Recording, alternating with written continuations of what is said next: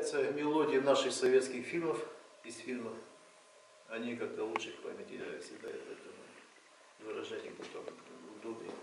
Вот, поэтому как-то вот можно оттуда взять часть, можно там из мультиков там или еще какой-нибудь там, из классики, что-то другое там. Вот. Ну, в классике я не силен, больше-то я в такой обычной музыке доступной. Вот. Можно?